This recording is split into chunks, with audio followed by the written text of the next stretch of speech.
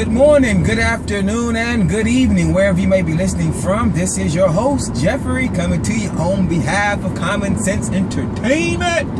Welcome to season number 2, Bo being the real you, if you so choose to be. Ladies and gentlemen, I am doing a DriveCast again, and I am just out and about. Just got through doing my exercise morning routine. Feeling pretty good. I know you can see this little bird chest inside the beater and whatnot, you know. I wanted to get a broadcast today to talk about some of the uproar going on here in America, because I am in America. And there's a lot of division taking place right now, and a lot of fear factors going on. You got this big rise between the division as far as a racial tension being built here in America, and also you have the news like Fox. I seen Fox had posted something up about ISIS threatening 12 different places, and they have like 71 soldiers ready to attack anywhere. But you know, I guarantee our government knows about all 71 of these people. You know, you're like, why would you say they know about that? Well, because they knew about the Boston bombers, they took place, right? They knew about 9/11, that took place, right? So I know for a fact that they know who these 71 people are. Now, if an attack take place, whose fault is that? Whose fault was the Boston bombers? They knew about it. You see what I'm saying? So don't get so caught up in all this fear factor jump stuff, because they're keeping you under fear. You know, I was watching a movie.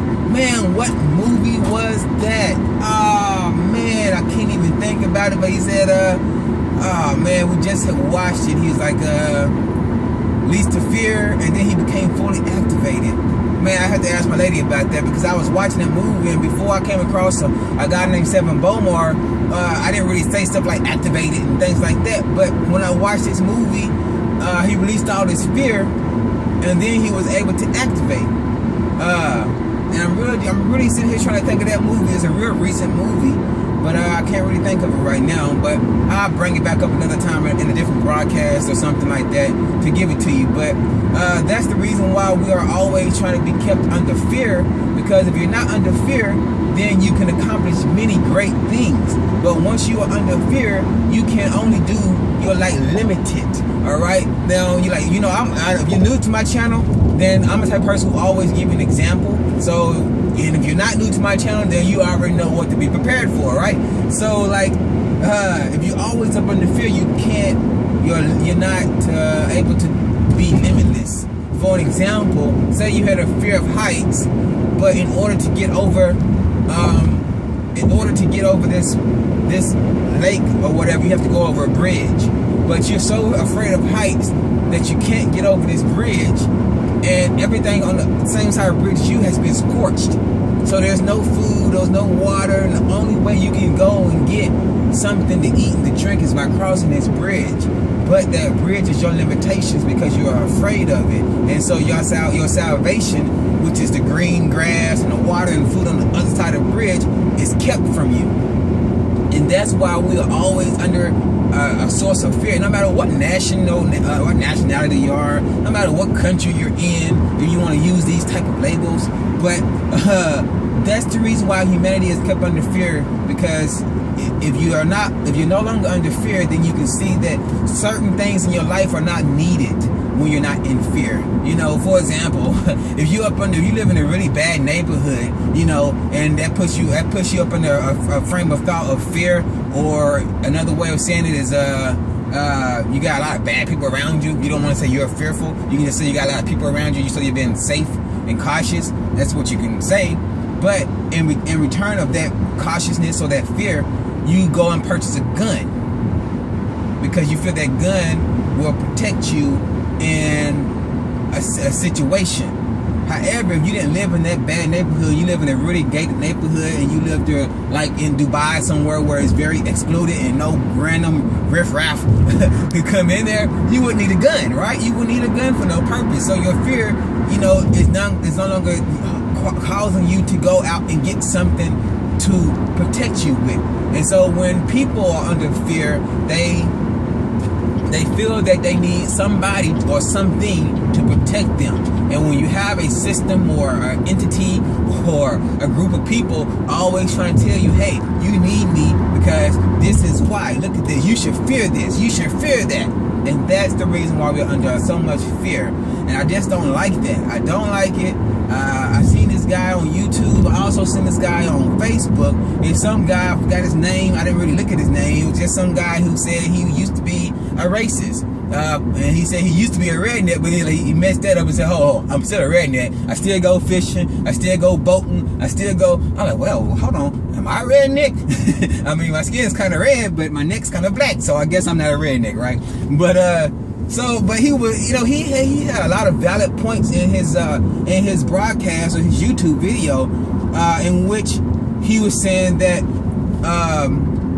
America needs to go ahead and face up to what they've done. The world needs to face up to what they've done. But he did make a mistake in the one I listened to, because he was saying he loves America and he wants white America back, and white America was built for everybody. And I'm thinking, hold on, why are you still saying white America? Why even the white have to be in there? Why can't it just be America? And you want America back, and America was built for everyone. It was never called white America.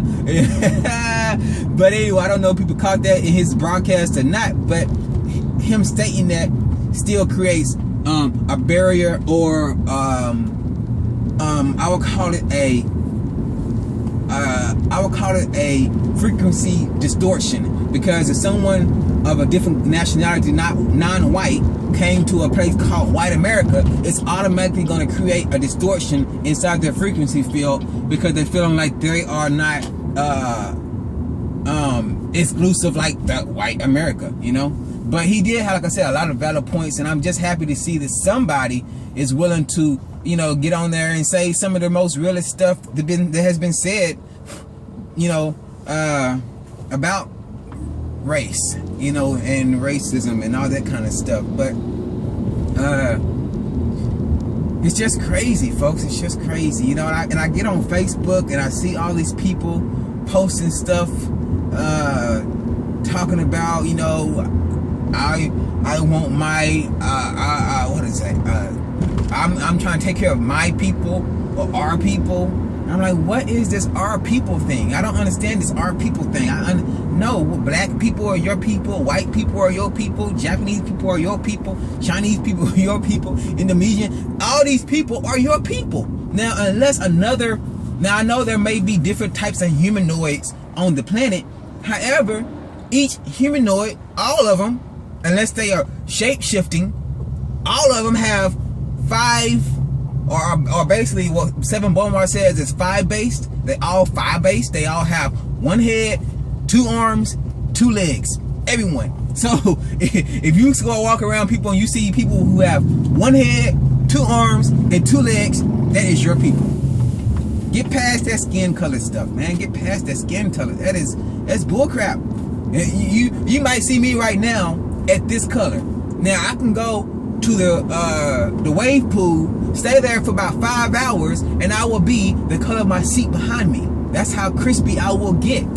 So let's get past colors, because colors mean nothing. You know, the only reason color means something is because the system in place has created a description of color and what those colors mean, and then people associate themselves with that color, even though you know for a fact you are not that color, and then you would place the value on it.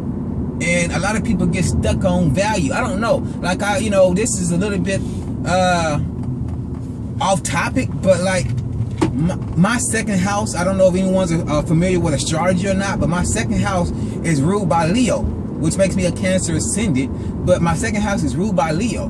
There's no planets in Leo, of course, but in my second house, which the house is values and things of that nature. But my planet that rules my second house is the sun, and the sun is representation of your soul, right? And my soul is inside the 9th house, which is your higher learning, your gurus, your teachers, and long distance journeys and things like that.